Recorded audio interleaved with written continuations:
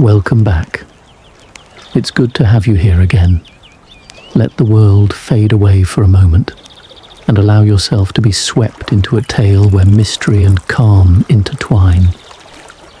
Take a deep breath and let's begin once more. But what if that whisper holds the key to a secret buried beneath centuries of silence? A secret that, once uncovered, could change everything. Forever. Chapter 1. The Distressed Lord Grayson. The fog rolled thickly over the streets of London, clinging to the cobblestones like a stubborn ghost. It was an evening like any other when the bell at 221 B Baker Street rang sharply, cutting through the quiet that had settled in the room. Sherlock Holmes, the great detective, stood by the window, gazing out into the mist. His ever-watchful eyes, sharp as a hawk's, swept over the scene, taking in every detail. Beside him, Dr. John Watson, his loyal companion, rested his feet on the arm of the chair, reading the latest issue of the Lancet. Holmes, there's something unnerving about this fog. It feels as though something is about to happen, Watson said, though his words were more of a half-hearted comment than a real observation. Holmes gave a slight, almost imperceptible smile, the corners of his lips twitching. Indeed, Watson. Something always happens when the fog thickens, he said in his characteristic dry tone. Before Watson could reply, a knock echoed through the door. Holmes raised an eyebrow, and with a swift movement, he rose and opened it. Standing in the doorway was a tall, dignified man, his hands trembling slightly as he clutched his hat. His face was pale, his brow creased with worry, and his eyes carried the burden of a man who had seen too much. The man was none other than Lord Grayson, one of the wealthiest and most respected figures in society. His presence alone commanded attention, but it was his obvious distress that instantly caught Holmes's keen interest. Mr. Holmes, Dr. Watson, Lord Grayson stammered, his voice filled with unease. I come to you with a most urgent matter, a matter that I fear cannot be handled by the police. I need your help. Holmes stepped aside, gesturing for him to enter. Please, do come in, Lord Grayson. Your distress is palpable. What is it that troubles you so? Lord Grayson, hesitant at first, entered the room. He looked around, taking in the cluttered yet comfortable surroundings. Holmes's study was a testament to his eccentric genius. A small fire crackling in the hearth, piles of papers strewn about, various strange objects from past cases scattered across the room. He took a seat across from Holmes, clutching his hands together as though struggling to steady his nerves. Watson, ever the attentive physician, noticed the beads of sweat that had formed on the nobleman's brow, despite the chill in the air. My daughter, Eleanor. She's disappeared, Mr. Holmes, vanished without a trace. A slight silence followed his words.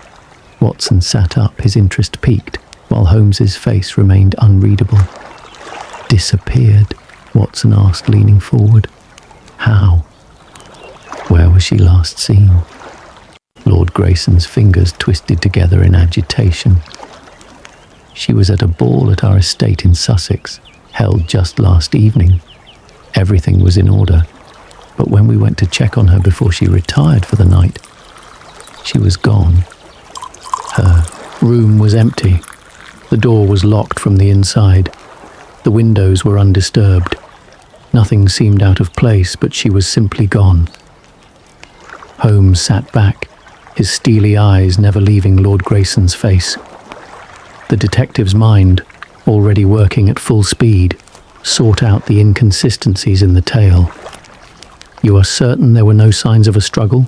No ransom note or threats of any kind? Holmes asked, his voice steady. None, Grayson replied quickly. No note.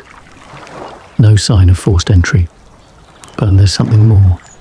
I believe it may be connected to her inheritance. Watson raised an eyebrow. Her inheritance? Grayson nodded solemnly. Yes, Eleanor stands to inherit the entirety of the Grayson estate upon my death. She is my only child. But for some time now, I've had an unsettling feeling that someone would stop at nothing to claim what she has. Holmes's eyes narrowed slightly, his mind calculating the situation with razor precision. This was more than just a missing persons case. There was a deeper layer to this mystery, one involving wealth, power, and perhaps even betrayal. "I see," Holmes said, his voice cold with thought. "So, you suspect that her disappearance is tied to her inheritance?" Lord Grayson's lips trembled, and for a moment he seemed to hesitate. "I'm afraid so. But there's one more thing, Mr. Holmes. I've received no ransom demands, and no one seems to know anything. I've consulted the local constables, but they have been ineffective. They suggest she ran away. But my daughter Eleanor would never do such a thing. She would never leave without a word." Holmes leaned forward, his fingers steepled before his lips. "Tell me more about Eleanor's character, Lord Grayson. What was her state of mind in the days leading up to her disappearance? Had she been acting differently?" The nobleman paused, his eyes flickering toward the fire. She seemed distracted of late. There were moments when she appeared deep in thought, almost as though she were hiding something. But she never spoke of it. And He stopped himself mid-sentence, as if the next words would reveal something he didn't want to admit. "You were unaware of any threats against her?" Holmes pressed. "None. At least none that I could verify," Lord Grayson replied, his voice tinged with an unspoken guilt. Holmes's mind swirled with possibilities. The nobleman's uncertainty was a red flag. He leaned forward, his sharp eyes never leaving Lord Grayson. "Lord Grayson, I will take the case. I shall travel to your estate and investigate. You have my word that I will get to the bottom of this. But I must ask, who else stands to gain from your daughter's disappearance?" Grayson's face tightened, and for a moment Holmes saw a flicker of something darker in the man's eyes. But it was gone in an instant.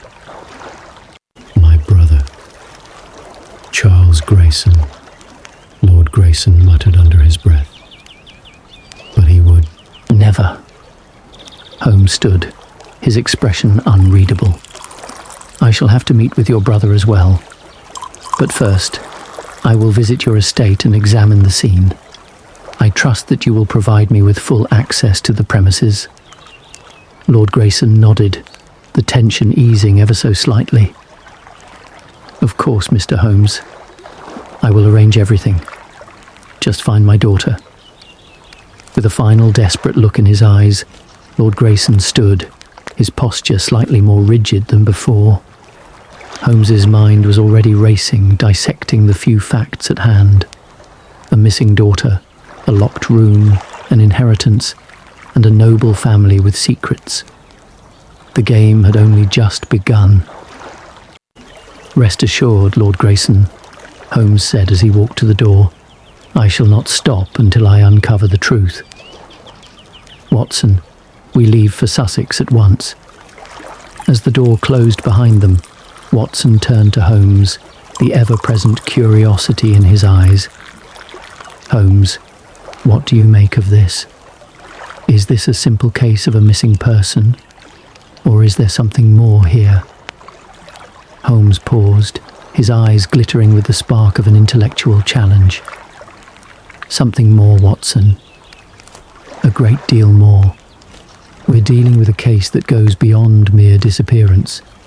What we have here, my friend, is a puzzle wrapped in secrets, and I intend to unravel it piece by piece." Thus began the mystery that would challenge even the brilliant mind of Sherlock Holmes.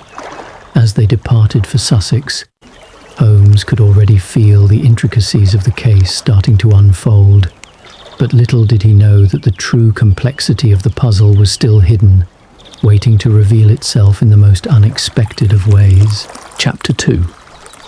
The Grayson Estate. The fog had not lifted as Holmes and Watson made their way to Sussex, the wheels of their carriage rolling over the damp, uneven roads. As they neared the Grayson Estate, the estate's towering silhouette loomed through the mist like a ghost from the past. The mansion was nestled in the heart of a sprawling countryside, surrounded by dense trees and a vast, well-maintained garden. To the untrained eye, it might seem like a peaceful retreat. To Holmes, it was a house brimming with secrets waiting to be uncovered. Upon their arrival, they were greeted by a frail-looking butler, whose expression seemed strained, as though he too were haunted by the disappearance of the young heiress. He led them inside, through a grand foyer adorned with antique paintings and velvet drapes. The scent of aged wood and candle wax lingered in the air. Lord Grayson appeared moments later, his face weary, his eyes sunken with the weight of his worry. He was dressed in a manner befitting his status, but moved with an air of unease, as though every step he took inside his own home was a reminder of the absence of his daughter. "I trust you had a comfortable journey, Mr. Holmes, Dr. Watson," he said, offering a weak smile. "We did, Lord Grayson," Holmes replied coolly, his sharp eyes already scanning the room for signs of anything unusual. "I trust you've made the necessary arrangements?" Grayson nodded, leading them down a long corridor lined with portraits of past Grayson family members. Their stern faces seemed to stare down at the detective and his companion as they walked. The butler opened a door at the end of the hall, revealing Eleanor's room. Holmes entered first, with Watson following close behind. The room was impeccably clean, almost untouched. A four-poster bed stood in the centre, its linens neatly tucked. Bookshelves lined one wall, their contents mostly novels and poetry. But the most striking thing about the room was the sense of emptiness. It was as though the presence of Eleanor had been erased. Holmes immediately walked toward the large, ornate desk by the window.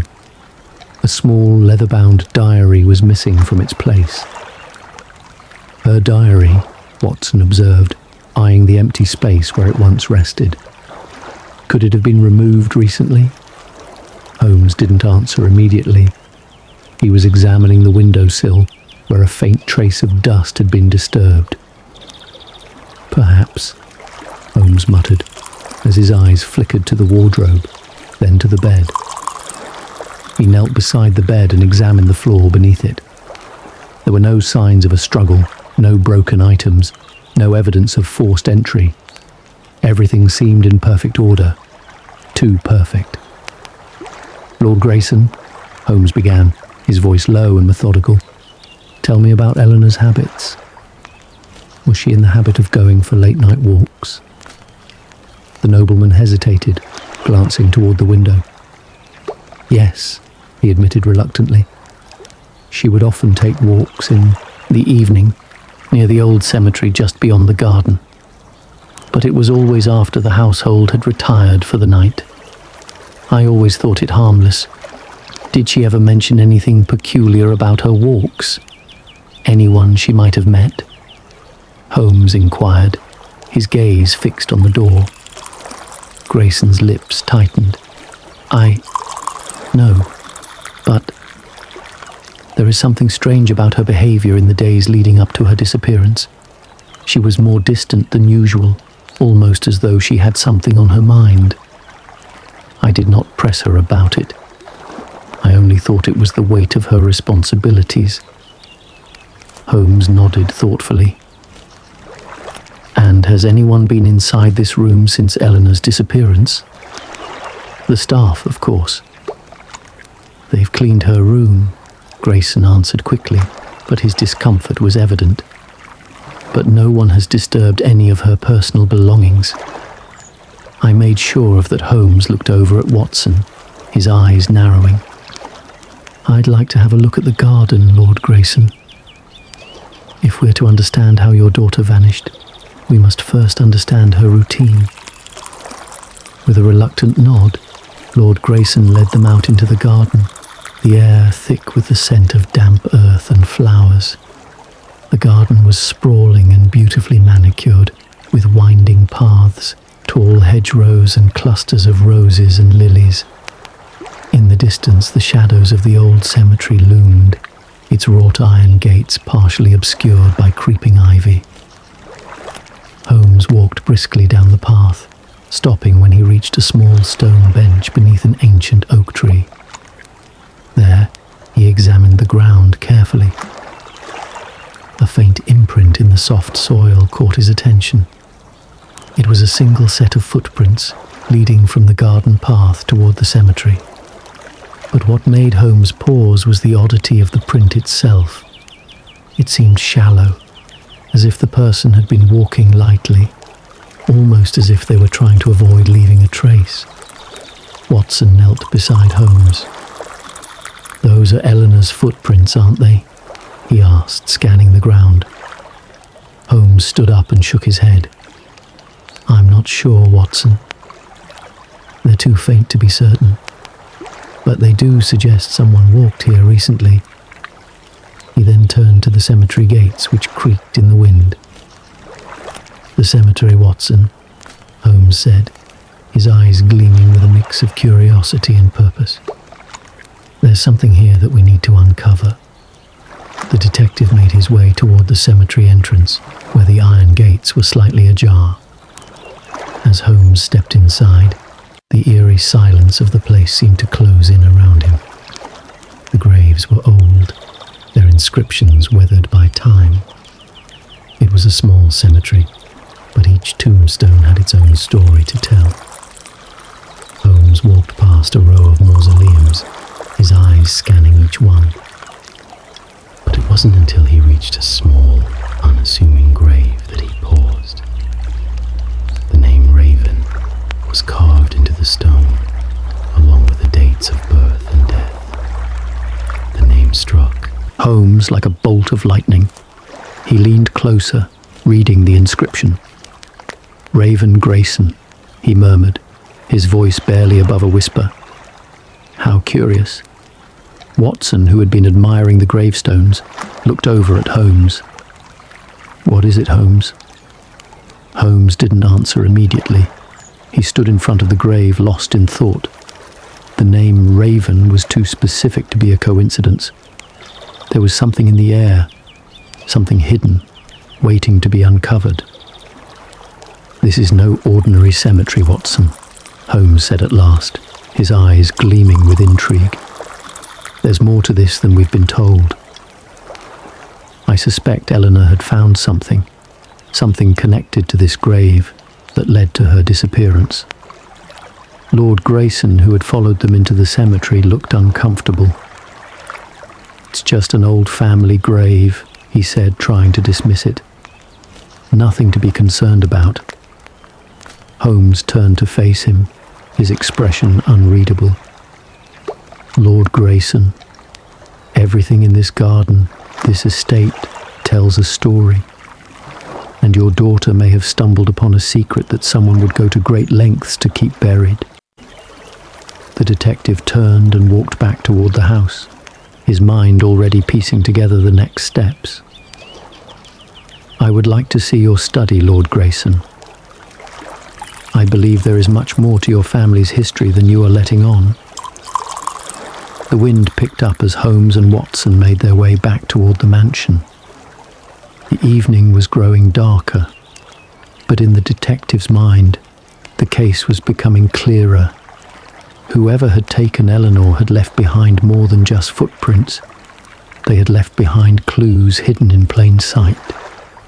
And it was only a matter of time before Holmes would uncover the dark truth that lay beneath the surface of the Grayson family's seemingly perfect facade. Chapter 3. The Mysterious Raven. The night was drawing in, and the air in the garden felt heavier, thick with the scent of damp earth and old stones. As Holmes and Watson made their way back toward the Grayson estate, the sound of their footsteps seemed unusually loud in the oppressive silence. Lord Grayson walked beside them, his face drawn with concern, though he remained quiet, perhaps hoping the mystery would resolve itself. But Holmes knew, as he always did, that the answers were hidden in plain sight. They simply needed to be found. Holmes was deep in thought, his mind turning over the events of the day. The name Raven echoed in his mind like a bell ringing in the distance, its significance unclear but undeniable. Why would Lord Grayson's ancestors choose such an evocative name? And why, of all places, was it connected to Eleanor's disappearance? It seemed as if each layer peeled away only revealed more questions, but Holmes was used to it. The deeper the mystery, the more satisfying the resolution, if only one had the patience to unravel it. As they entered the mansion, the weight of the case pressed down on Holmes. The drawing room was lit by the soft glow of a few gas lamps, casting flickering shadows across the room. Holmes had instructed Lord Grayson to gather the household staff, and one by one they trickled in, each bearing a distinct expression of anxiety. Holmes knew that some of them might know more than they let on, but he was careful not to reveal too much of his thinking to them just yet. He began with the butler, a tall man named Edward, whose pale face betrayed the stress he'd endured in recent days. "Edward, how long have you been in the service of the Grayson family?" Holmes asked, his tone casual but sharp. Edward stiffened, clearly not expecting such a direct question. 20 years, Mr. Holmes.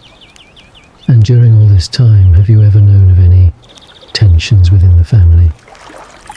Any disagreements, perhaps about the inheritance, or anything that might have caused Eleanor to, shall we say, disappear? Edward's eyes shifted nervously, but he said nothing for a long while. Then finally he cleared his throat. "Not directly, Mr. Holmes. But there were rumours. Perhaps it was the Raven family that caused some unrest." Holmes's brow furrowed. "The Raven family?" Edward nodded, his voice lowering to a near whisper. "Yes.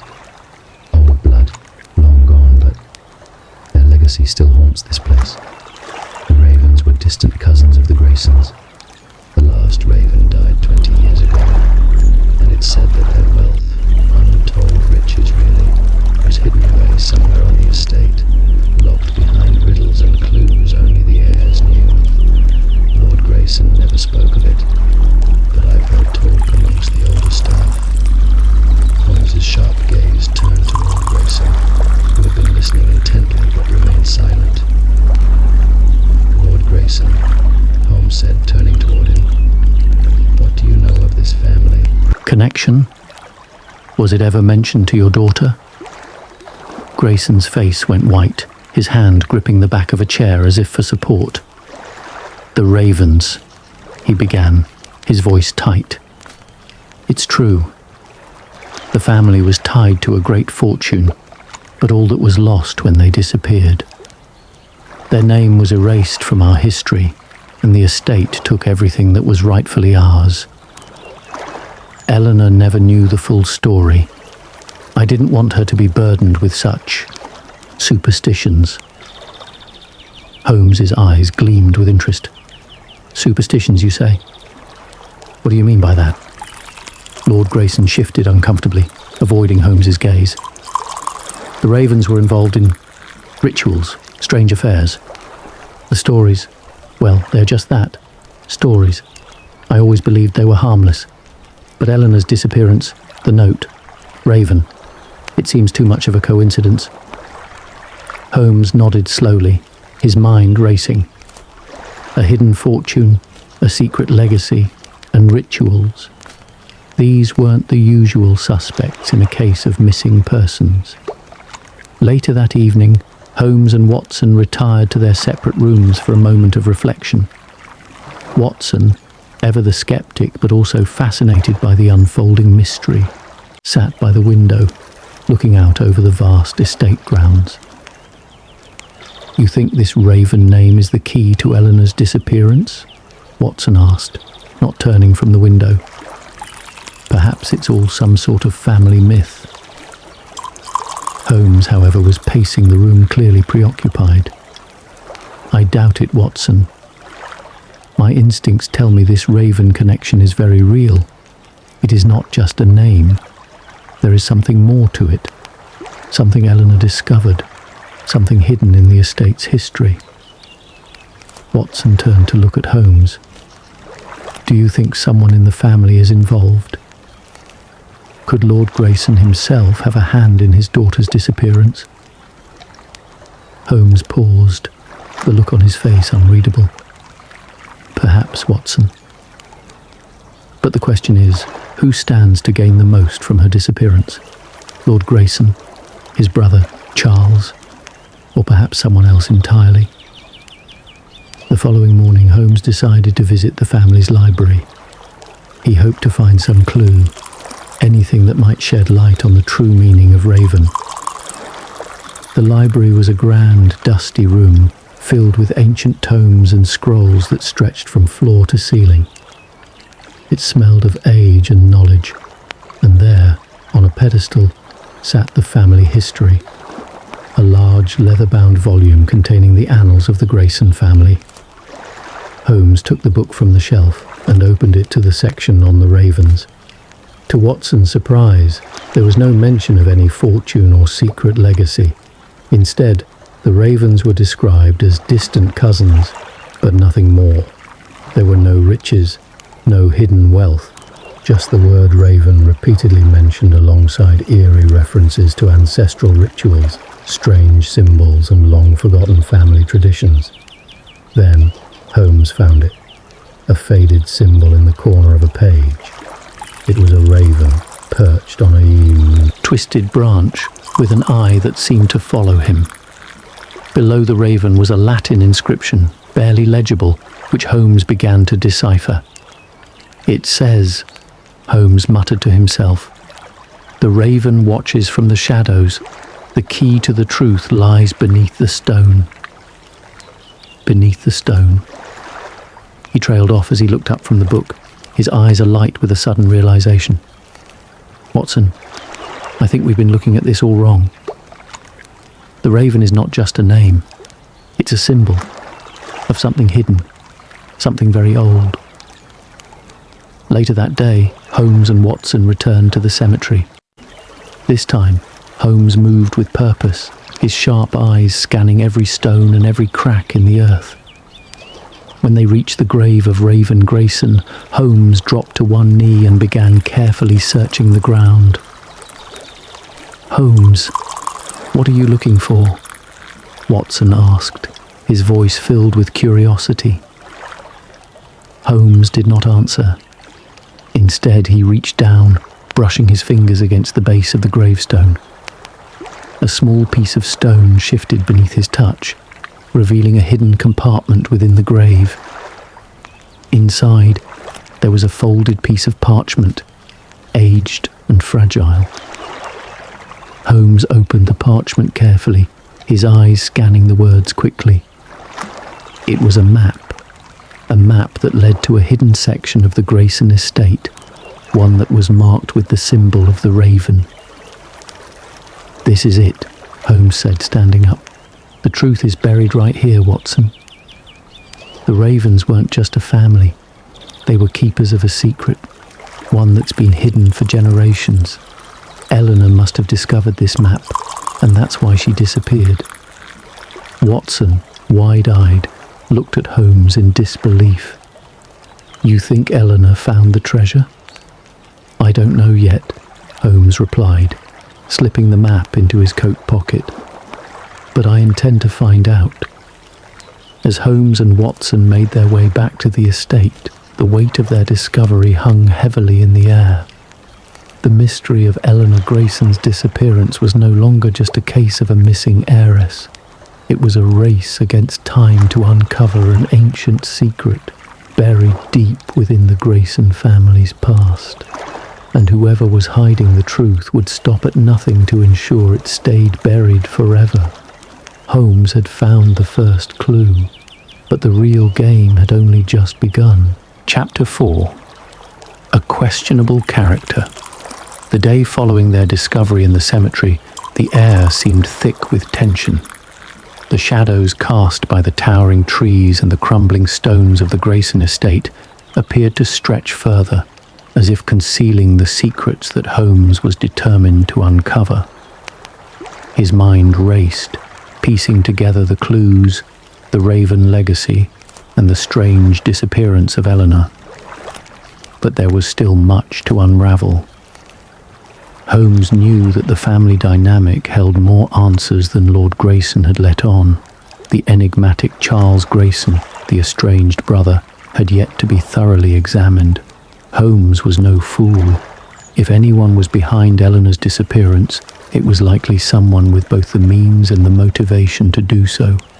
And Lord Grayson's brother had all the ingredients of a man who could fit that mold: ambition, resentment, and a burning desire to reclaim what he believed was rightfully his. The afternoon sun had cast long, narrow shadows across the mansion's expansive grounds by the time Holmes and Watson arrived at the study.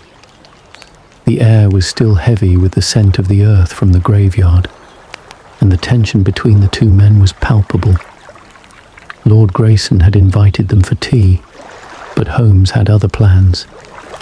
He was determined to speak with Charles Grayson, a man whose reputation, from what Holmes had gathered, was as shadowed as the estate itself. "Lord Grayson," Holmes began, as they settled into the plush chairs around a low table. "We must meet your brother, Charles. I feel he holds some knowledge about your daughter's disappearance, information that could shed light on the mystery. Would you arrange for us to speak with him?" Lord Grayson stiffened, his fingers tapping nervously on the armrest. His face seemed to pale even further at the suggestion. "Charles, I don't think it's necessary. He's not a part of this. He's not well, Mr. Holmes. A recluse. It's been years since he's had any involvement in family matters." Holmes leaned forward, his eyes narrowing. "Lord Grayson, I understand your reluctance, but if your brother has any connection to the Raven legacy, he must be involved in this case. The Raven family's secrets, your daughter's disappearance, these are not mere coincidences." Grayson shifted uneasily in his chair. "You don't understand. Charles is unstable. He doesn't think clearly. I've kept him away from the family for good reason." Holmes held Lord Grayson's gaze. "Then it is even more crucial that we speak with him. Perhaps we can reach the answers you so desperately seek." After a long pause, Lord Grayson sighed deeply. "Very well. I will have the servant bring him to the library. But please, Mr. Holmes, I beg you to be gentle with him." As Holmes and Watson made their way down the corridor to the library, the house seemed to grow colder. The grand hallways, decorated with portraits of long-dead ancestors, felt more like a tomb than a home. The soft echoes of their footsteps reverberated, as though the house itself was holding its breath. The library door creaked open, revealing a dimly lit room filled with towering shelves of books. The only sound in the room was the faint crackling of a fire in the hearth. Seated in a chair by the fire, hunched over a book, was a man whose appearance seemed to match the grim atmosphere of the room. Charles Grayson looked like he belonged to another age, a relic of the past, a man who had been left behind by the world. His face was gaunt, his eyes sunken, and his dark hair fell in untamed strands around his face. He looked up as they entered, his expression unreadable. For a moment he simply stared at them, his eyes dull and unfocused, as though he were struggling to remember why they had come. Then slowly, He put down his book and rose from his chair, his movements sluggish. "Ah, visitors," he said in a raspy voice. "Come to uncover more family secrets, I presume." His lips curled into what might have been a smile, but it was more like a grimace. Holmes stepped forward, his voice calm yet firm. "Mr. Grayson, I trust you are aware that your niece, Eleanor, has gone missing under mysterious circumstances. We believe you may know more than you've let on about this case." Charles Grayson chuckled softly, a low, unsettling sound that echoed through the library. "Eleanor, a fine girl, or so they say. I haven't seen her in years, Mr. Holmes. I'm no longer part of this family drama. My mind is elsewhere." Holmes studied him closely. There was something about Charles Grayson that set his nerves on edge, a combination of instability and something darker. He wasn't just detached from the family. It was as though he resented the very idea of it. "You're still a part of this family, Mr. Grayson," Holmes said quietly.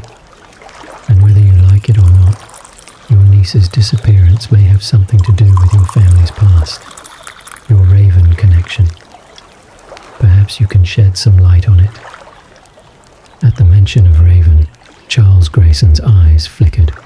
There was a brief moment of clarity, a flash of recognition, before his gaze became distant again. He lowered his head, rubbing his temples. "The Ravens," he muttered. "Yes, they were a part of it. But the Ravens were fools.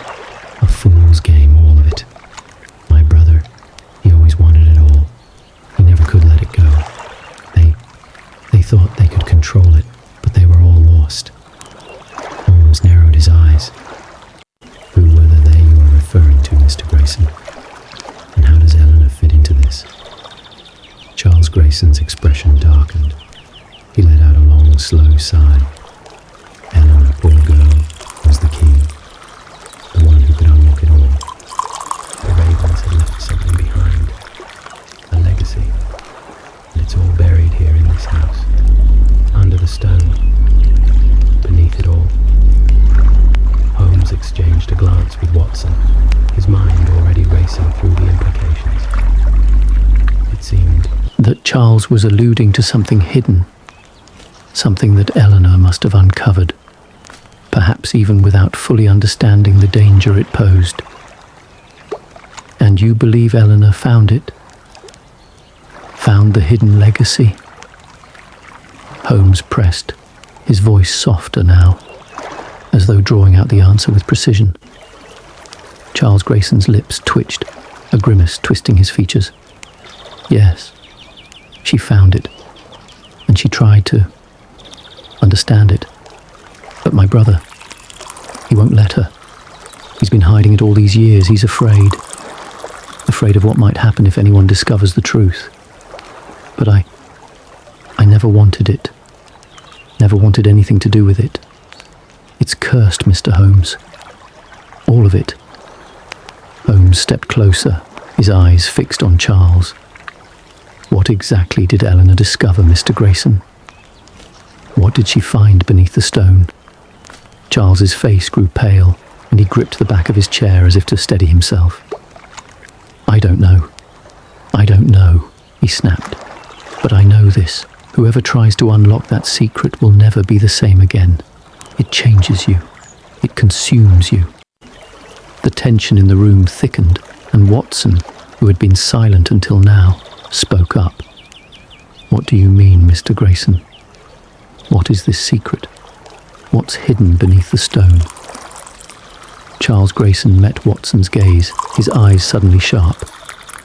"You don't understand, Doctor. It's not just about treasure, it's about power. And if Eleanor, if she's found it, then she's already beyond saving. And those who find it, they will never be the same. My brother knew that, and so did I."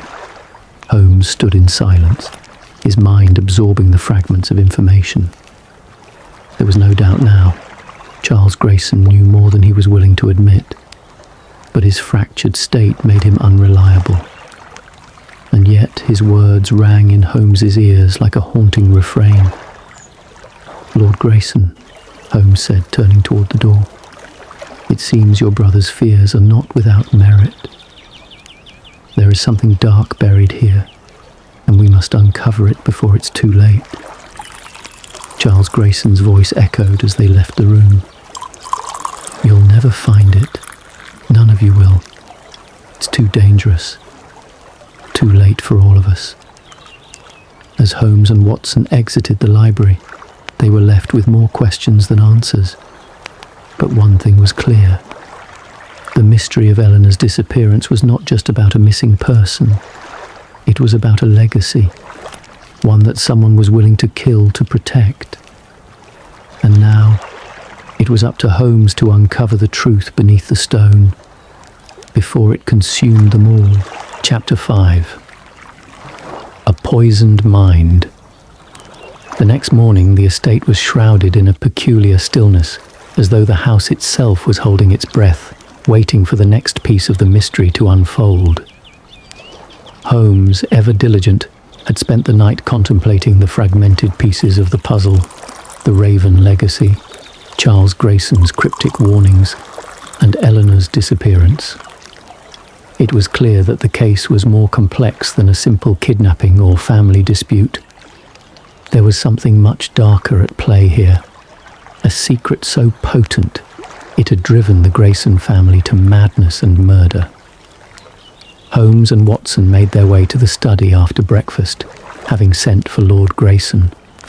The older man had been noticeably absent in the past few hours, his usual presence haunting the house like a shadow. When he entered, his demeanor was different, more restless, his eyes darting around the room as if searching for an escape. "Mr. Holmes, Lord Grayson began, his voice betraying his inner turmoil. "I'm afraid I have more to tell you. Something I should have mentioned earlier." Holmes, who had been quietly observing, placed his pipe down on the table and turned his sharp gaze upon him. "Go on, Lord Grayson. We are all listening." Grayson took a deep breath, his hands trembling slightly as he leaned forward. "It's about Eleanor's mother. Before she passed, she had suspicions. She believed that someone in the family had been tampering with the inheritance, trying to erase Eleanor's claim. She thought that someone was manipulating her fate even before she was born." Holmes didn't flinch. "And did she name this person? Did she suspect who would be capable of such a thing?" Lord Grayson's expression darkened. "She didn't say outright. But she kept a journal. She mentioned that Eleanor was meant to unlock something hidden by the Ravens, something powerful. But she never finished. That journal was taken after her death." Holmes's eyes glinted with interest. "I see. And who took this journal?" Grayson's face went pale. "I don't know. But it's gone. And I'm afraid Eleanor knew more than she should have. I believe it was that knowledge that caused her to vanish. She must have discovered something that we all feared." Before Holmes could respond, a sharp cough from the doorway interrupted their conversation. It was Edward, the butler, looking slightly flustered. "Forgive me, sir," he said, his voice shaky. "But there's something you need to see. I don't know how to explain it." Holmes stood up immediately, his instincts on high alert. "What is it, Edward?" The butler hesitated, wringing his hands. "It's Mr. Cartwright, sir. He's in the library. He's very ill. He came here this morning and now he's collapsed." Watson stood up, already moving toward the door. "I'll go with you, Holmes. We need to ensure he's seen by a physician immediately." Holmes shook his head. "No, Watson. I think we need to investigate first. This may be more than just illness." The library was dimly lit, the once grand space now feeling like a mausoleum. A fire burned low in the hearth, casting flickering shadows across the rows of books. In the centre of the room, lying on the velvet rug, was Gregory Cartwright, his face ashen, his body trembling uncontrollably. His eyes were wide, staring at the ceiling with an almost manic intensity. Holmes bent down, inspecting him closely, while Watson rushed to his side. "Mr. Cartwright?" Watson asked gently, placing a hand on his shoulder. "What's happened to you?" Cartwright's lips parted slightly, but his voice came out in a rasp. "Poison. I didn't mean to." Holmes's mind clicked into action. Poison. This was no ordinary sickness. He turned to Edward, who had followed them into the room. "Has he been attended to? Is there any antidote for the poison?" Holmes asked sharply. Edward nodded, looking pale. "The apothecary is on his way, but I don't think there's much hope." He's barely able to speak. Holmes's sharp eyes never left Cartwright as he began to mutter incoherently. "Tell me what you know, Cartwright," Holmes said, his voice calm yet insistent. "What were you involved in? Who did this to you?" Cartwright's eyes darted toward Holmes, his breathing laboured. I didn't know what they were doing.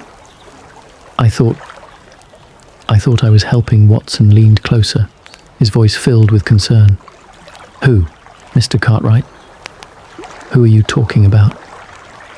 "Eleanor. She knew about the ravens," Cartwright whispered, his words slurring. "She was looking for the key. She found it, but someone poisoned her too. They had to stop her." Holmes leaned in, his eyes narrowing. "Stop her? Who was trying to stop Eleanor? Was it Lord Grayson? Charles Grayson?" Cartwright shook his head weakly, his hands clutching the rug beneath him. Not them. It's the ravens.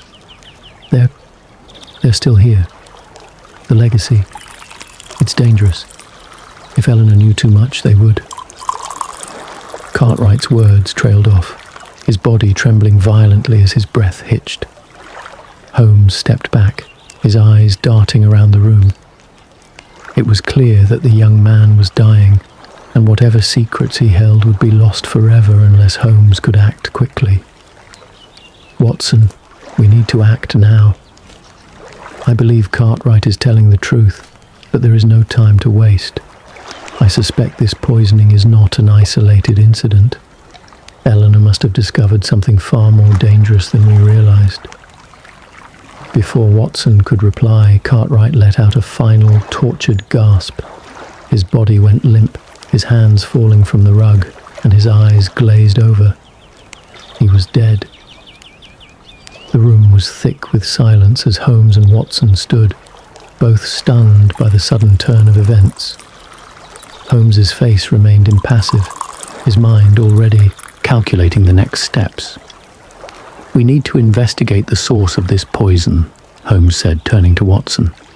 "Cartwright was poisoned to keep him from revealing something about Eleanor. But what exactly? And why was he involved?" Watson glanced at the body, then at Holmes. "And what of the ravens, Holmes? What do they have to do with all of this?" Holmes didn't answer immediately. Instead, he turned to Edward, who was standing by the door, pale and shaken. "Edward," Holmes said, his voice hardening, "you will tell me everything you know about this family's history with the ravens." "All of it." Edward looked frightened, but nodded. "Yes, Mr. Holmes. But I beg you, be careful. There's more to this house than you realize. There are things that should never be uncovered." Holmes's gaze sharpened. "It is already too late for that. The truth is here, in this house, and I intend to find it.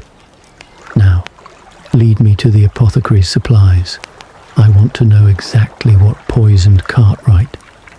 As Edward led them through the winding corridors to the medical wing of the estate, Holmes's mind worked furiously.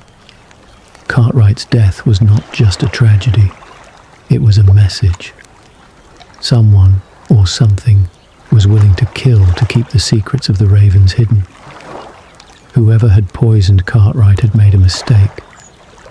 Holmes had seen enough to know that the pieces of this puzzle were starting to fall into place. But there was one thing Holmes knew for certain. There was no turning back now. Eleanor's disappearance, the Raven legacy, and the rising death toll were all connected, and he was getting closer to the heart of the mystery. The game had changed, and now it was a race against time to find out who was pulling the strings before more lives were claimed. As Holmes moved deeper into the mystery, the web of deceit, poison, and secrets thickened, and the one thing Holmes could never allow was for the truth to be buried once again. Chapter 6. The Hidden Will.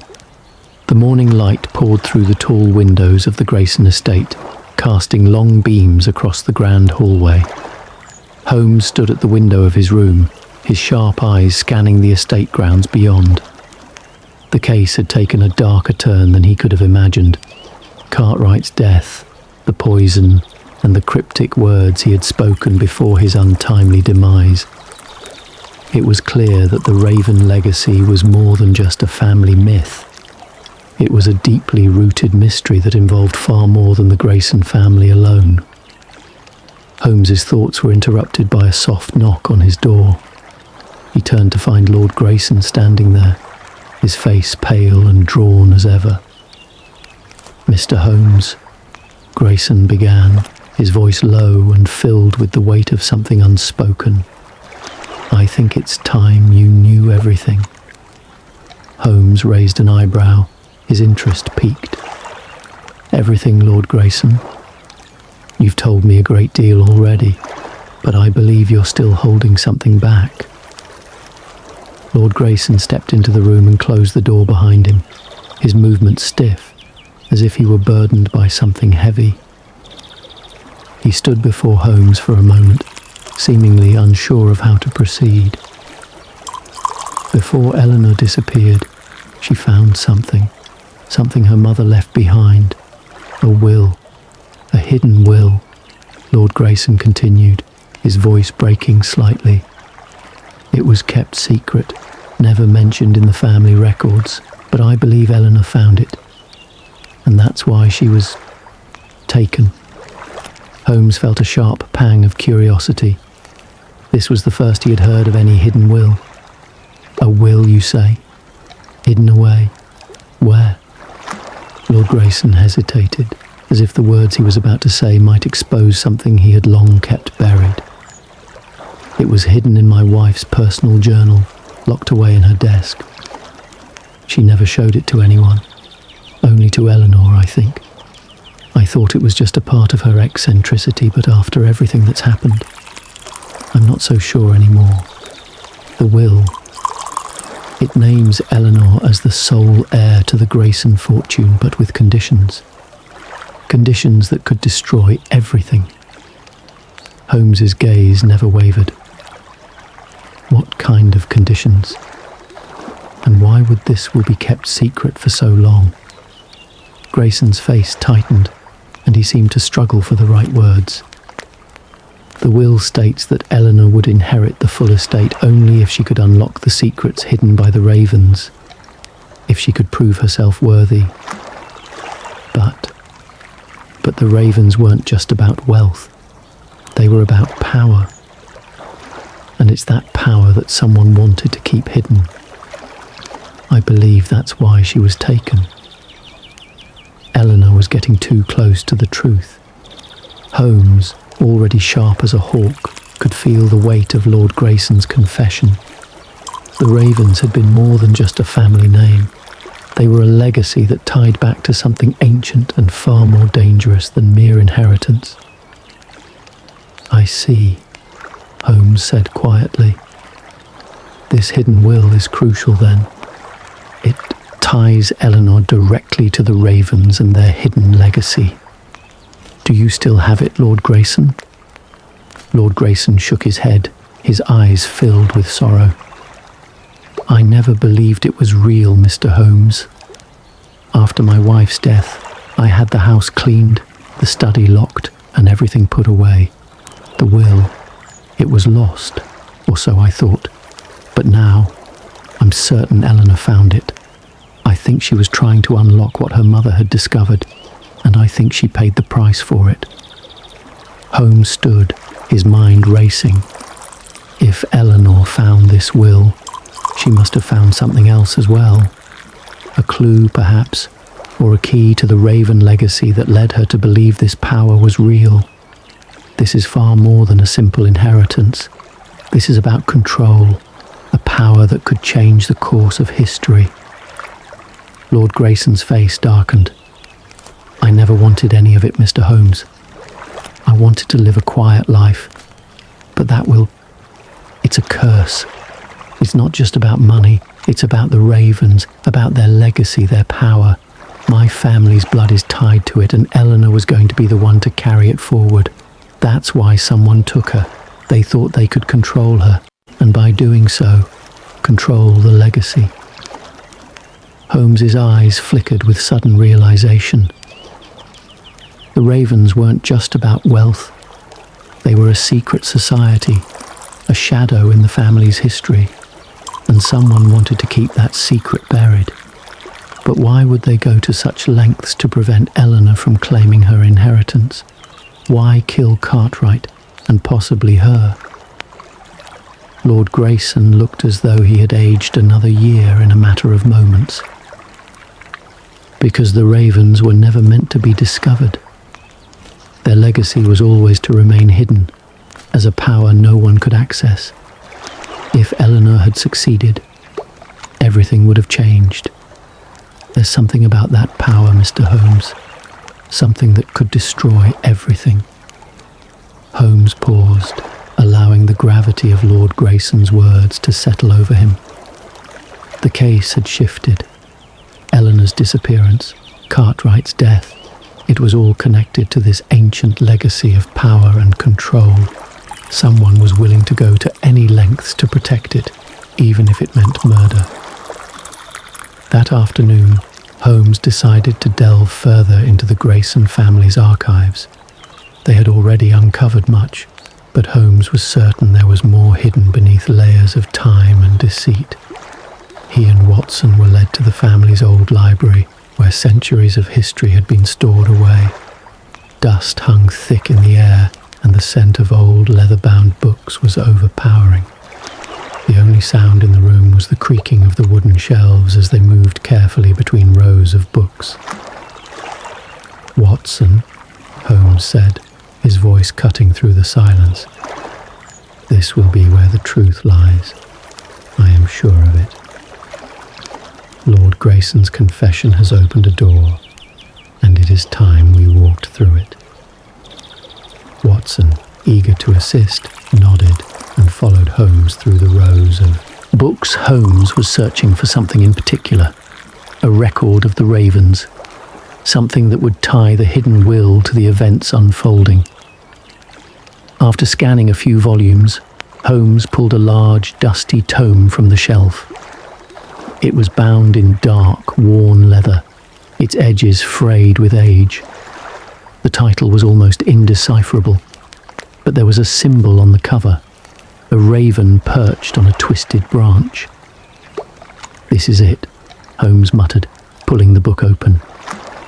The pages were brittle, yellowed with age, but the words were still legible. Holmes quickly skimmed through them, his eyes moving with rapid precision. The book detailed the origins of the Ravens, a family that had once been part of the Grayson lineage, but who had fallen into disgrace and obscurity. It described their rituals, their beliefs, and the hidden power they had accumulated. Power that had been passed down through the generations, sealed by oaths and locked away in cryptic symbols. But what caught Holmes's eye was an entry at the very end, a description of an artifact, a key. The key to the Raven's power, Holmes whispered to himself. It's real. The legacy of the Ravens was more than just a myth. It was a tangible, dangerous force that Eleanor was seeking. Holmes's mind raced with the implications. If Eleanor had found this key, then she had unlocked something much more than just a family fortune. The Raven's power was not just symbolic, it was something real, something that could change the course of history. He turned to Watson, his face serious. "We need to find that key, Watson. It is the only way to understand what happened to Eleanor, to understand why she disappeared and why someone went to such lengths to stop her. And if we're not careful, it may be the key to unlocking something far darker than we can imagine." As Holmes closed the book and turned to leave the library, a sense of foreboding settled over him. The mystery was no longer about finding a missing girl or recovering a lost will. It was about a secret so ancient, so powerful, that it threatened to consume everything in its path. And Holmes knew that he was now caught in a game of shadow and blood, a game that would take him into the darkest corners of the Grayson family's past. The clock was ticking, and Holmes was closer than ever to uncovering the truth behind the Raven's deadly legacy. Chapter 7. The Confession of Cartwright. The evening had fallen swiftly, the estate bathed in a twilight glow as the last rays of the sun dipped below the horizon. Inside the grand drawing room of Grayson Manor, a palpable sense of dread hung in the air. Holmes stood by the fire, his mind consumed by the revelations of the past few days. Lord Grayson's confession about the hidden will, Cartwright's cryptic final words, and the tantalizing mention of the ravens, all of it pointed to a deeper, darker truth that seemed to be buried under layers of secrecy and fear. As Holmes stared into the dancing flames, Watson entered the room with a letter in his hand. He had received word that someone from the estate had found something concerning. A letter from Gregory Cartwright, which, according to the messenger, had been written earlier that day, just before his sudden collapse. Holmes's eyes glimmered with curiosity. Cartwright, it seemed, had known something, or had wanted to confess something important before his untimely death. "Holmes," Watson began, breaking the silence. "This came for you. It's from Cartwright's desk, apparently written just before his collapse. Edward, the butler, thought you should see it." Holmes took the letter from Watson, his fingers brushing lightly over the creases of the paper. He unfolded it slowly, his eyes scanning the words that were penned hastily but with unmistakable urgency. "To Sherlock Holmes I write this in fear, for I'm certain that they are watching me. I was wrong to have gotten involved. Eleanor was not just searching for a treasure. No, it was much more than that. What she was after, what she found, is a power that goes beyond riches. The Ravens are not just a name, not a family lineage. They were a society, and what they hid is still buried, waiting to be unlocked. I thought I could help her, but now I see my mistake.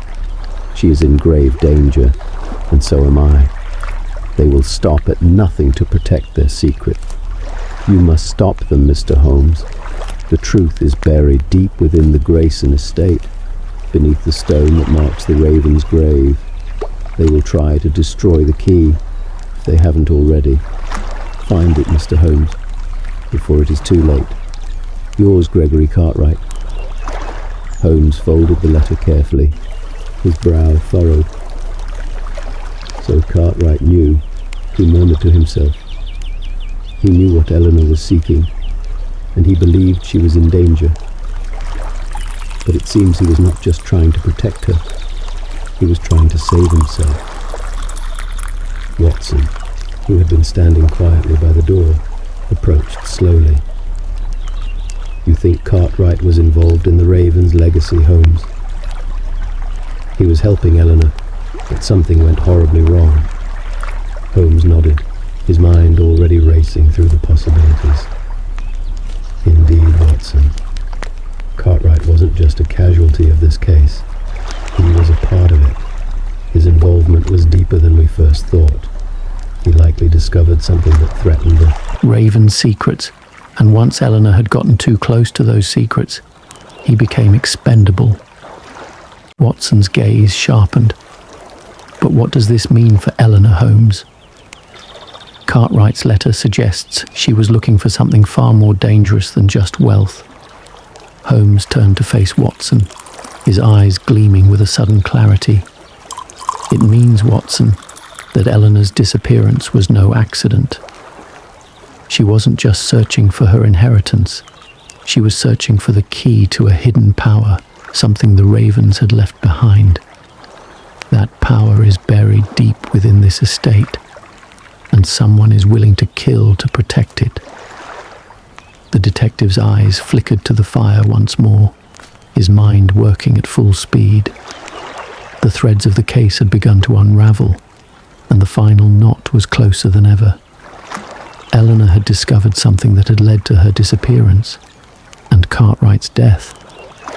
But the question remained: who was behind it? And more importantly, what exactly were they trying to protect?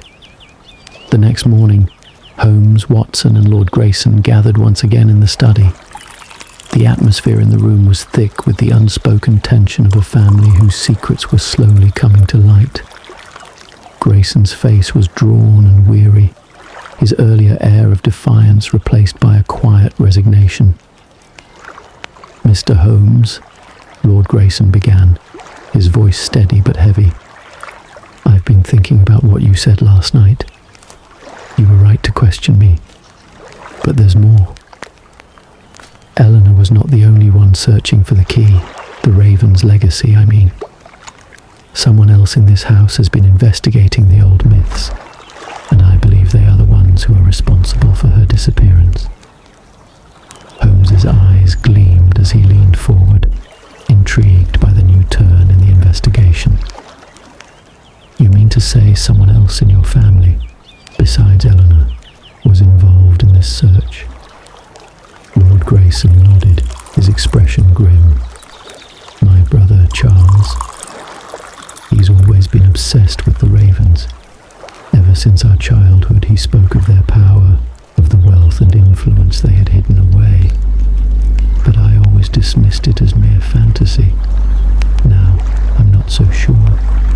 Eleanor was close to uncovering something that Charles didn't want to be found." Holmes's brow furrowed, and he exchanged a quick glance with Watson. "Charles Grayson, then. I've suspected all along that he had a part to play in this, but now it's clear that his obsession with the Ravens and the family legacy may be more dangerous than we realized." Grayson shifted uneasily in his chair. "I've tried to keep him away from the family business. He's unstable, riddled with old superstitions.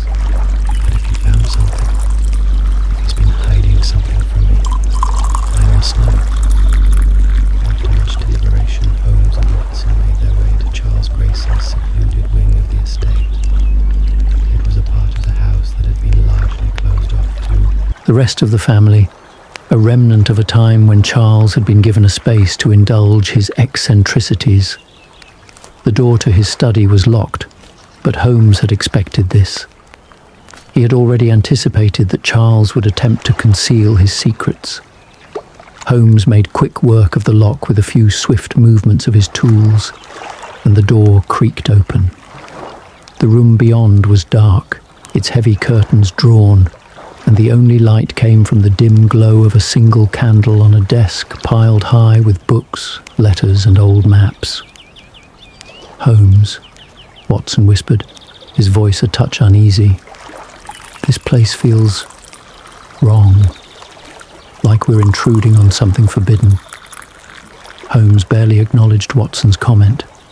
His attention was already fixed on the papers scattered across the desk. He moved closer, picking up a map of the estate, one that showed the layout of the gardens and the old cemetery. There were markings on it, symbols that seemed oddly familiar to Holmes, like the very ones Cartwright had mentioned before his death. "It's here," Holmes said, almost to himself. This is where the key is hidden, beneath the Raven grave, just as Cartwright said. Charles must have known this all along. He's been trying to find it, to unlock the power for himself. Watson frowned. So, you think Charles has been hiding in plain sight all this time? But what if Eleanor found the key before him? What if she was trying to use it to claim her inheritance? Holmes stood up abruptly, his mind racing. That is exactly what I believe, Watson. Eleanor found the key, and she was right to do so. But Charles, desperate to keep the legacy under his control, acted swiftly to eliminate her. Holmes's voice hardened. We must confront Charles now, before it's too late. As they made their way back down the dark corridors toward Charles's study, Holmes's mind was already formulating his next move. The Raven's power, buried under centuries of secrecy, was within reach. But now, it seemed that Charles Grayson was the last obstacle standing in their way, and Holmes knew that when the truth was finally uncovered, it would change everything. But would the Grayson family be able to survive the revelation?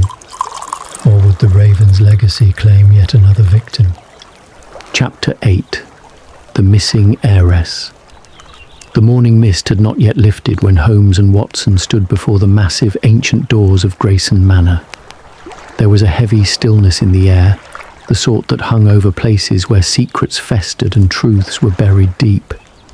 Holmes's sharp mind had been working at full speed ever since their confrontation with Charles Grayson, and now, with a growing sense of urgency, he knew that they were close to unearthing the final truth of Eleanor's disappearance and the dark legacy of the Ravens. Yet something gnawed at him, a subtle unease that even his remarkable intellect couldn't quite shake. He had pieced together most of the puzzle. Eleanor had found the hidden will, the key to the Raven's legacy, but the final elusive piece was still missing. The Raven's secret, it seemed, was more than just a family inheritance. It was a force, a power so potent that it could topple the very foundation of the Grayson family if unleashed. But where was Eleanor now? Was she alive? And more importantly, was she still searching for something hidden beneath the stone? Holmes entered the mansion, his footsteps echoing through the grand hall. The air inside was cooler, as though the house itself had sighed with the weight of all the years and all the hidden things. Watson followed closely, his eyes scanning the shadows as they moved forward. "I've been thinking, Holmes," Watson said quietly, breaking the silence. "What if Eleanor didn't just stumble upon the legacy? What if she was led to it? If someone knew what she was looking for, it would explain why she was taken and why Cartwright was silenced." Holmes gave Watson a brief, thoughtful glance. "That's possible, Watson. But the question remains, who would go to such lengths to keep her from finding the truth?" Watson's brow furrowed. Lord Grayson or Charles? Holmes shook his head. "I believe Charles is more deeply involved than we thought, but there is something else here. We have yet to fully understand why Eleanor was so drawn to this power, and why she felt the need to uncover it." The library was quiet, the only sound the rustle of paper as Holmes rifled through the old family records, maps and letters strewn across the large oak desk. The map of the estate, which they had found earlier in Charles's study, was now spread out before him, its faded lines tracing the paths that would lead them to the Raven grave. Beneath the stone, as Cartwright had mentioned, lay the key to the Raven's legacy, and Holmes was certain that Eleanor had uncovered the truth. But the question was whether she had been able to understand it before the danger became too great. "Holmes," Watson said, breaking his concentration, "what's our next move? We know the key lies beneath the Raven grave, but the question is, do we risk going there? What if the Raven's secret is more dangerous than we thought? Holmes paused, his eyes narrowing with an intensity that could rival any storm. We have no choice, Watson. We've come this far, and Eleanor's life, and possibly the future of the entire Grayson family, depends on us finding that key. If she's still alive, we need to get to her before whoever is pulling the strings can stop us. The air in the cemetery was thick with the weight of the past, the earth beneath their feet heavy with centuries of secrets. The iron gates creaked in the wind as Holmes, Watson, and Lord Grayson stood before the Raven grave, its inscription as enigmatic as ever. Holmes's heart beat in sync with the heavy silence that surrounded them. He could feel the presence of something ancient, something that had been hidden for far too long. Holmes, Watson began, his voice low. This place, it feels wrong. We're walking into the heart of it all now. What if we don't find Eleanor? What if... Holmes's voice was calm but filled with an urgency that only he could convey. We will find her, Watson. The legacy of the Ravens has been kept hidden for generations. But we're here now, and we will uncover the truth. He turned to Lord Grayson. You've told me about the stone, Lord Grayson. Do you know where it is? What's beneath it? Grayson swallowed hard, his face pale. The stone is marked by the Raven symbol, just as it is in the family records. It's been there for centuries, placed by my ancestors to mark the burial site of the last Raven heir. But the power it holds, it's not just about wealth or control. It's something more, something dark. Holmes's expression hardened. The legacy wasn't just about inheritance. It was about power. Someone knew how dangerous this was, which is why they tried to keep it buried. With that, Holmes stepped forward, motioning for Watson to follow. Together, they approached the grave. It was unassuming, small, weathered by time, with the name Raven carved deeply into the stone. But Holmes could feel it, the weight of centuries pressing down upon them. There was something more to this grave, something hidden beneath its cold surface. Holmes inspected the grave carefully, running his gloved fingers along the edge of the stone.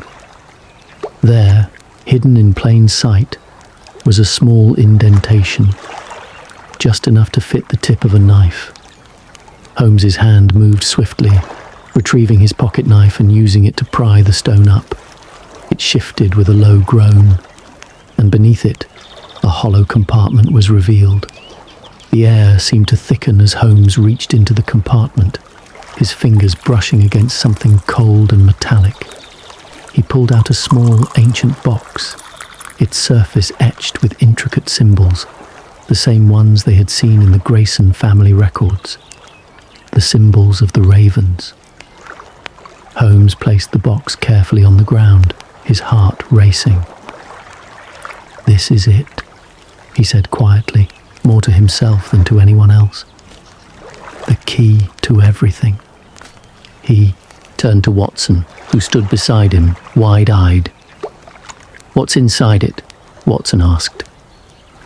Holmes's fingers trembled as he opened the box. Inside was a small, ornate key, its design unlike anything they had seen before, its metal smooth and cold to the touch. At its base was an engraving, the Raven's watch. Holmes stared at the key, the weight of its significance sinking in. "This is the key to the Raven's power, Watson. And it's what Eleanor was after. The question now is, who else knew about it, and who will stop at nothing to prevent us from unlocking its secrets?" As they stood there, the wind picking up around them, a figure appeared at the edge of the cemetery.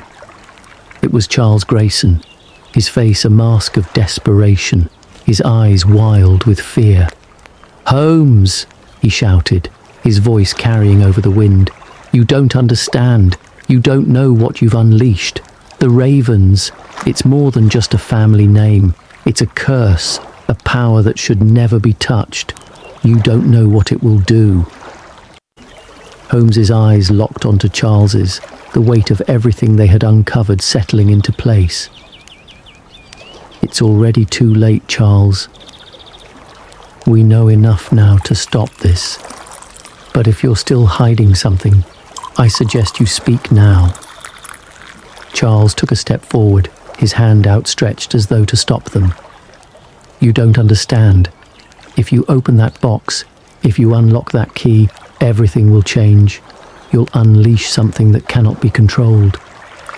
Eleanor knew that. That's why she was taken. Holmes stepped back, holding the key up for all to see. "And what are you planning to do, Charles? Destroy the key? Keep it hidden forever?" Charles's face twisted with desperation. "I don't want this. I never wanted it. But it's too powerful. It controls everything. If the Ravens had their way, they would have ruled everything. You can't control it, Holmes. No one can." As the final confrontation loomed, Holmes's mind raced. The key, the Ravens' power. It was all leading to something monumental. But what would happen once the secrets of the legacy were fully unlocked? Would they be able to stop the madness? Or was it already too late?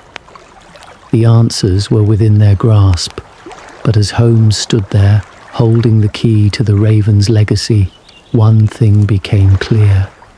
Eleanor's fate and the future of the Grayson family rested on the choices they would make next. Would they unlock the final mystery, or would the Ravens' curse claim them all? Chapter 9. The Truth Beneath the Stone. The winds had grown colder, the evening drawing in with a deep, unsettling chill. Holmes stood at the foot of the Raven grave, the heavy key in his hand, a key that seemed to pulse with an ancient energy, as though the very weight of history was wrapped around it. The darkness of the night seemed to cling to the edges of the estate, and the shadows felt closer, more alive. The Grayson estate, with its high walls and vast grounds, had always held secrets, but now it was as if the very ground beneath them was holding its breath, waiting for the final revelation. Holmes, Watson, and Charles Grayson stood in front of the grave, the moment thick with tension. Charles had pleaded with them to stop, to leave the key undisturbed, but it was too late. Eleanor's disappearance, Cartwright's death, the mystery of the Ravens, it had all led to this singular moment. The truth was close, and Holmes could feel it like an electric current in the air. Charles's eyes were wild with fear, his hands trembling. "You don't understand, Holmes," he begged, his voice breaking. "If you open that box, you'll unleash something far worse than you can imagine." The Ravens were cursed. They weren't just about wealth or power. They were part of something dark. And Eleanor, she was too close to it all, too close to the truth. "Please leave it be." Holmes glanced at Watson, his expression unreadable, then looked back at Charles. "You fear this power, Charles, but you're not telling us everything. What is it about the Ravens that you're so desperate to hide?" Charles's face twisted in agony, and for a moment it seemed as though the man might break. But then his shoulders slumped in resignation. "It's not just a family fortune," he muttered, his voice barely audible. "It's an oath. A pact with something older, something that isn't bound by time. The Raven's power was never just about gold or influence. It was about control. The Ravens made a bargain with something dark, something from the depths of history. And it's this curse, that I've been trying to keep buried." Holmes's heart quickened, but his face remained impassive. "A pact, you say? With what? And how does Eleanor fit into all of this?" Charles raised his hand as though the very thought of speaking the words aloud caused him physical pain.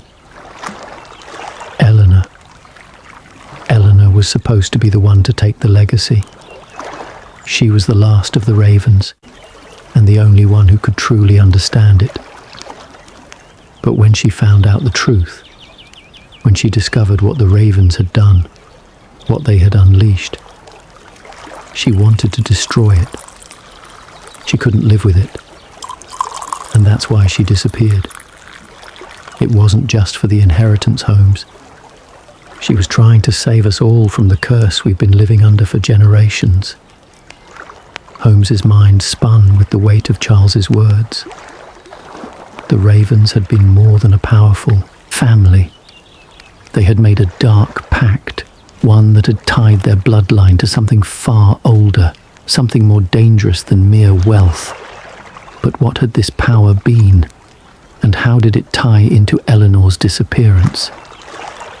"I don't understand," Watson said, his voice thick with confusion. "What do you mean by a curse? What exactly are you hiding?" Charles's gaze fell to the ground, his voice barely a whisper. "The ravens didn't just make a deal for riches, Watson. They sold their souls. They became vessels for an ancient power, one that could manipulate life and death, bending time and fate itself. The family thought they could control it, that they could wield it. But the truth is, no one can. It's a power that demands a price." Holmes stepped forward, his face pale with understanding. "The price. The price is what, Charles? Is this the reason for Eleanor's disappearance? The reason Cartwright had to die?" Charles nodded grimly. Eleanor was supposed to be the key. She was meant to unlock the final part of the legacy, to take the raven's place as the guardian of that power. But she discovered something, the truth about the curse, about the force that the ravens had bound themselves to. She was too close to it, and they couldn't allow her to break free. They took her before she could uncover the full truth. A cold chill washed over Holmes as he pieced the fragments together. The ravens had sold their souls for power, a power so dangerous that it could manipulate reality itself. And Eleanor, the last of the ravens, had come dangerously close to breaking that curse, to freeing herself from the family's dark pact. But now, as Holmes held the key, it was clear. The secrets of the ravens were not just buried in history, they were buried in the very earth beneath the Grayson estate. The key was in Holmes's hand, heavy with the weight of everything they had uncovered. He could feel its power, its dark promise, as though it were alive in his palm. He looked at Watson, then at Charles, and then back to the grave. "If what you say is true, Charles," Holmes said, his voice resolute, "then we can stop this. We can end the curse and find Eleanor, but we need to understand it fully. What exactly is this power the ravens have been trying to control?" Charles's face twisted with fear, and he stepped back, his eyes wild. "You don't know what you're dealing with, Holmes. This isn't just about a family legacy. This isn't just about wealth. It's about a force that cannot be controlled. If you try to unlock it, you'll destroy everything." Holmes's eyes glimmered with determination. "No, Charles. It's time the truth was known. The curse ends here, today." With a sharp movement, Holmes lowered the key toward the grave, the stone cold and untouched beneath it. The wind picked up, howling through the cemetery, as if the earth itself was protesting. Holmes hesitated for a moment, his heart racing, and then he placed the key into the lock. There was a moment of stillness, a breathless pause, and then, click. The ground beneath them rumbled. The earth trembled as the stone shifted. Holmes, Watson, and Charles watched in stunned silence as the grave opened, revealing a hidden compartment beneath. The soil inside was rich and dark, but there, nestled in the earth, was an ancient chest, carved with the same symbols as the Raven's legacy. Holmes knelt beside it, his fingers trembling as he reached for the chest. The moment he touched it, a surge of cold energy rushed through him, a sharp electric jolt that almost took his breath away. But he held firm, pulling the chest from its burial place. With a steady hand, Holmes opened the chest. Inside was a small, intricately carved stone tablet, its surface etched with more of the Raven symbols. But there was something else, something darker still.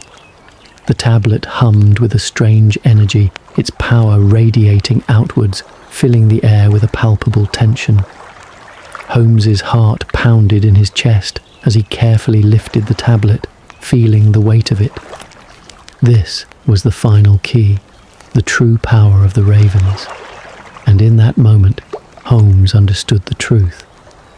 Eleanor had not simply been seeking the inheritance. She had been seeking freedom from a family bound to a power that had controlled them for generations. But that freedom, it seemed, would come at a cost.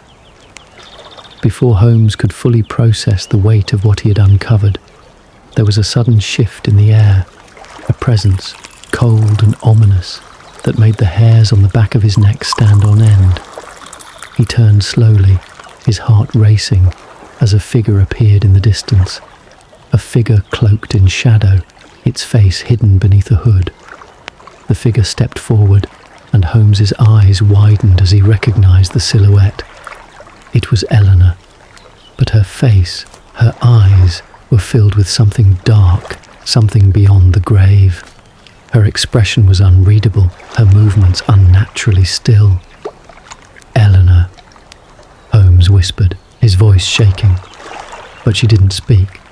Instead, her eyes flickered to the tablet in his hands, and then to the grave, where the Raven's power seemed to pulse. "It's too late," she said, her voice cold, hollow. "The curse has already begun." Holmes's heart skipped a beat. What had they unleashed? What had they awakened? And in that moment, the truth was clear.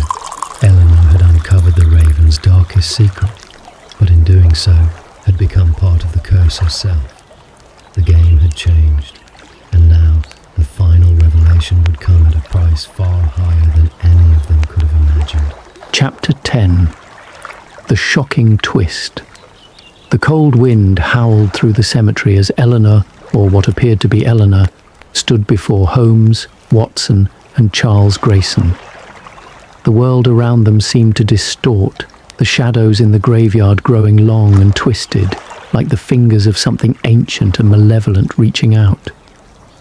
Holmes's heart pounded in his chest, but his mind remained razor sharp.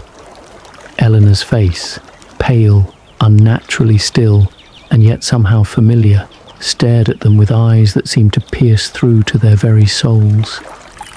Her clothes were those of the young woman they had all known, but there was something different, something chilling about her presence. She was no longer the girl who had vanished from the estate. She was something else, something far darker. Holmes took a cautious step forward, his eyes never leaving hers. "Eleanor?" he asked, his voice filled with a quiet urgency, as though he feared speaking too loudly might break the fragile thread that tethered reality. Her lips parted, but the voice that emerged was not the one Holmes had remembered. It was cold, distant, and yet filled with an unsettling depth, as if it came from a place far older and more dangerous than any mortal soul should know. "Eleanor is gone, Sherlock Holmes," she said, her voice echoing in the wind. "But I remain. What you've uncovered, it's too late. The power you sought to destroy is not just part of the Raven's legacy. It is part of me now, and you cannot stop it." Holmes felt a chill crawl up his spine, but his face remained composed. He had been prepared for many things, mysteries, betrayals, even murder. But this was something new. The very air around him felt charged with an unnatural energy, as if the ground they stood on was alive and aware, waiting for something to unfold. "Eleanor," Holmes said slowly, his voice steady despite the growing sense of unease. "What have they done to you? What is this power?" Charles Grayson, who had been standing in stunned silence, finally spoke, his voice trembling. This is what I was afraid of. The Ravens were never meant to wield this power. It's beyond human comprehension. And Eleanor, she became part of it. The curse, the legacy. It's alive, Eleanor, if it was still truly her, turned her gaze to Charles, and for a moment, her eyes darkened with an emotion that seemed to transcend time. "The curse is not just a family legacy, Charles," she said coldly. "It is a force that has taken root in the very blood of the Graysons. And you were too weak to see it, too afraid to face the truth." Holmes's mind raced, trying to piece together the final pieces of the puzzle. The Ravens had made a pact with an ancient, dark power, a power that had been passed down through generations, controlling the fate of the Grayson family. Eleanor had been the last heir, the one meant to carry the legacy forward. But instead of being Empowered by it, she had become a vessel for something far more sinister. "And what does it want, Eleanor?" Holmes asked, his voice cutting through the tension. "What does this power want with you? With us?" Eleanor's eyes flickered with a hint of something like recognition, or perhaps regret. "It does not want me, Sherlock Holmes. It needs me. And it needs you, all of you. The Ravens were merely its servants, but I..." She paused, her eyes suddenly hollow, as if something far older than her was speaking through her. "I am its heir, the one who will bring it to its full strength." Watson's eyes widened in horror. "But how? How can this power be stopped?" Eleanor's lips twisted into a smile, but it was not hers. It was cold, twisted, full of malice. "It cannot be stopped. Not now. The key has already been unlocked. The curse is already in motion. You were too late." Holmes's mind flickered back to the key, the stone tablet with the raven symbols, the thing that had unlocked the power beneath the earth. He glanced down at the tablet in his hand, feeling the weight of its significance. It was not merely a key to a family fortune. It was a key to something far darker, something that had been hidden away, waiting for the right moment to emerge. "You think I was too late?" Holmes said, his voice suddenly cutting through the tension like a knife. "Perhaps, but I don't believe the game is over yet." Eleanor's eyes narrowed, her expression shifting ever so slightly, as if she were realizing something she hadn't anticipated. "You still think you can stop it?" "I know I can," Holmes said, his eyes steely with resolve, "because you're not the one in control anymore, and neither is the power that's inside.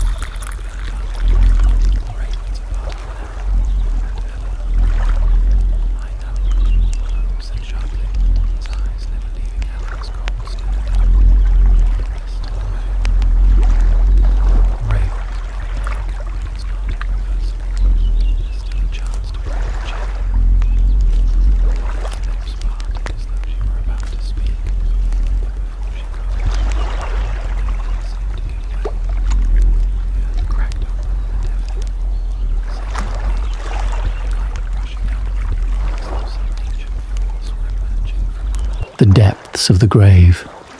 "No!" Eleanor cried, her voice breaking. "It's too late!" But it wasn't too late. Not yet.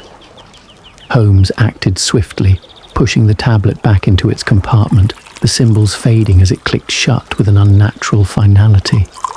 The rumbling ceased. The storm of power that had been gathering in the air suddenly dissipated, leaving a heavy silence. Eleanor's body collapsed to the ground, her form flickering like a candle flame about to be extinguished. She looked up at Holmes, her eyes filled with something like relief, or perhaps resignation. "It's over," she whispered. "You stopped it." Holmes knelt beside her, his heart heavy with the weight of what had transpired. "No, Eleanor," he said quietly. "We stopped it for now. But the legacy, the raven's power, it will always be a part of this family. The curse may have been broken, but the price has been paid." Eleanor's lips curled into a faint bittersweet smile. At least it's over." As her body slumped into the earth, disappearing into the shadow of the grave, Holmes stood, his mind racing with the implications. The power of the ravens had been stopped, for now, but the cost had been high, too high. Charles Grayson, who had watched the entire ordeal in stunned silence, now fell to his knees, his face buried in his hands. "It's over," he whispered, broken. "The curse, it's over. But at what cost?" Holmes didn't answer. He couldn't. The weight of the events that had just transpired pressed heavily on his shoulders. The ravens were gone, their power sealed away. But the legacy, the darkness they had left behind, would linger in the air for as long as the Grayson family survived. And as Holmes stood there, surrounded by the silence of the graveyard, he knew one thing for certain. Some legacies were never meant to be uncovered. Some truths were too dangerous to know. But for now, at least, the ravens had been stopped. The game was over. But as Holmes walked away from the grave, the last flicker of light in the cemetery dimming behind him, a quiet whisper lingered in the air. A promise. A warning. The ravens were no longer the ones to be feared. The true danger had only just begun.